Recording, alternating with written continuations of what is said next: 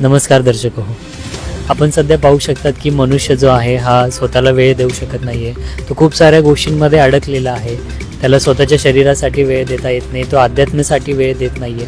अशामध्ये त्याला मानसिक आणि शारीरिक त्रासाला सामोरं जावं लागतं आहे.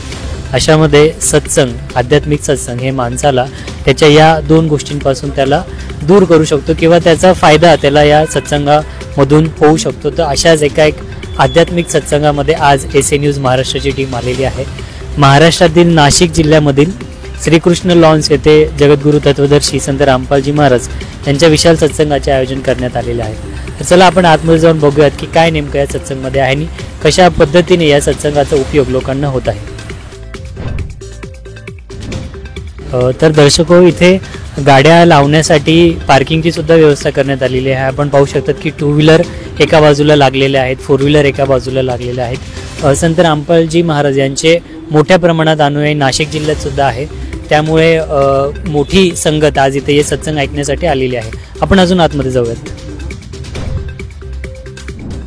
तर आपण आता जिथे सत्संग चालू आहे त्या हॉलच्या मीन्स गार्डन आहे इथे, त्याच्या आतमध्ये आलेलो आहोत. तर आपण पाहू शकतात की इथे रजिस्टर ठेवण्यात आलेले आहेत.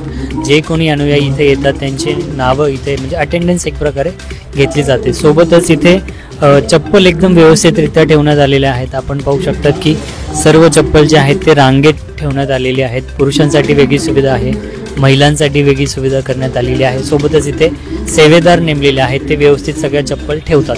तर आपण अजून पुढे जाऊयात. तर आता आपण ज्या ठिकाणी सत्संग चालू आहे त्या ठिकाणी आलेलो आहोत. आपण पाहू शकतात की किती मोठ्या प्रमाणात भक्त समुदाय इथे उपस्थित आहेत. इथे सुद्धा महिलांसाठी वेगळी सुविधा करण्यात आलेली आहे बसण्यासाठी आणि पुरुषांसाठी वेगळी सुविधा आहे. प्रोजेक्टरच्या साहाय्याने संत रामपालजी महाराज हे सत्संग प्रवचन इथे देत आहेत आणि त्यांचे जे काही अनुयायी आहेत ते इथे शांत पद्धतीने बसून ते सत्संगाचे श्रवण करत आहेत, ते सत्संग ऐकत आहेत. तर आता आपण ज्या ठिकाणी सत्संग चालू आहे त्या ठिकाणी आलेलो आहोत. आपण पाहू शकतात की किती मोठ्या प्रमाणात भक्त समुदाय इथे उपस्थित आहेत. इथे सुद्धा महिलांसाठी वेगळी सुविधा करण्यात आलेली आहे बसण्यासाठी आणि पुरुषांसाठी वेगळी सुविधा आहे. प्रोजेक्टरच्या साहाय्याने संत रामपालजी महाराज हे सत्संग प्रवचन इथे देत आहेत आणि त्यांचे जे काही अनुयायी आहेत ते इथे शांत पद्धतीने बसून ते सत्संगाचे श्रवण करत आहेत, ते सत्संग ऐकत आहेत. तर आपल्यासोबत संत रामपालजी महाराज यांचे काही अनुयायी उपस्थित आहेत. आपण त्यांच्याशी जरा ज्ञान चर्चा करूयात. सर नमस्कार. नमस्ते. आपलं नाव? तुषारदास. सर तुम्ही संत रामपालजी महाराज यांची नामदीक्षा घेतली? हो घेतली. तर महाराष्ट्र जे आहे ती संतांची भूमी आहे आणि महाराष्ट्रात खूप सारे संत होऊन गेले, तरी सुद्धा तुम्ही महाराष्ट्रातल्या संतांची भक्ती सोडून हरियाणाचे एक संत रामपालजी महाराज त्यांची नामदीक्षा का घेतली, यामागचं काय कारण? यामागचं महत्त्वाचं कारण आहे पूर्णगुरु. कारण पूर्णगुरुशिवाय मनुष्याचा जन्म आहे हा सार्थकी लागत नाही आणि पूर्णगुरुशिवाय तुम्हाला भक्तीही पूर्ण होत नाही आणि पूर्ण गुरु तुम्हाला भक्ती कशी करावी हे देखील सांगतात. तर मी पण महाराष्ट्रातच आहे आणि महाराष्ट्र ही संतांची भूमी सांगितली, ही देखील खरं आहे.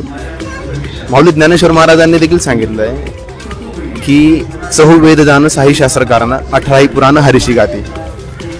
मी या अभंगाचा विचार नेहमी करायचो की 4ही वेदांमध्ये 6 शास्त्रांमध्ये 18 पुराणांमध्ये जर हरीची महिमा गाल्ली आहे, पण मग हरी आहे एक्झॅक्ट कोण, हरी आहे कोण हे समजत नव्हतं. जेव्हा मी हळूहळू शास्त्रांचा अभ्यास करत होतो तर तितक्यात मला संत रामपालजी महाराजांचं ज्ञान पाहण्यास मिळालं ज्ञानगंगा पुस्तकाच्या माध्यमातून.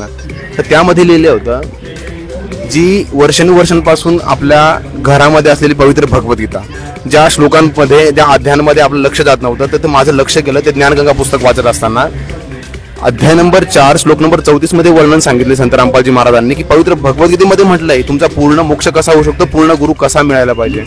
त्यामध्ये लिहिलेलं आहे की तद्विधीपणी पातेन परिप्रश्नेन सेवया उपदेक्षन्ति ज्ञानम ते ज्ञानीन तत्वदर्शिना. अर्थात तत्वदर्शी संतच तुम्हाला पूर्ण मोक्षाचा मार्ग देऊ शकतो आणि पूर्ण भक्ती सांगू शकतो. हे आजपर्यंत आपल्याला समजलं नव्हतं आणि 4 वेद 6 शास्त्र 18 पुराणांमध्ये ही त्या पूर्ण हरीची माहिती लिहिली. तेही मला त्याच वेळेला समजलं ज्या वेळेला मी संत रामपालजी महाराज ज्ञानगंगा पुस्तक वाचलं. गुरु नानकजींचा दोहा आहे की सोय गुरु पुरा कहावे जो दो अखर का भेद बतावे. ज्ञानेश्वर महाराज तुकाराम महाराजांना फॉलो करत असताना मला 2-3 मंत्रांचा आधार मिळत होता, प्रमाण मिळत होता की रामकृष्ण हरी, राधे राधे किंवा हरिराम. तर यामध्ये 2 नामांचं तर प्रमाणच नव्हतं. ज्या वेळेला मी संत रामपालजी महाराजांचं दिलेलं ज्ञानगंगा पुस्तक वाचन केलं त्यावेळेला मला समजलं की 2 नामांच्याच आधाराने तुमचा मोक्ष होऊ शकणार आहे. आणि तेही प्रमाण पवित्र भगवद्गीतेमध्ये लिहिलं आहे. अध्याय नंबर 17 श्लोक नंबर 23 मध्ये वर्णन आहे पवित्र भगवद्गीतेमध्ये की ओम तत्सत इति निर्देश ब्रह्मण त्रिविध स्मृता ब्राह्मण तेन वेदाचे यज्ञाचे विहिता पुरा.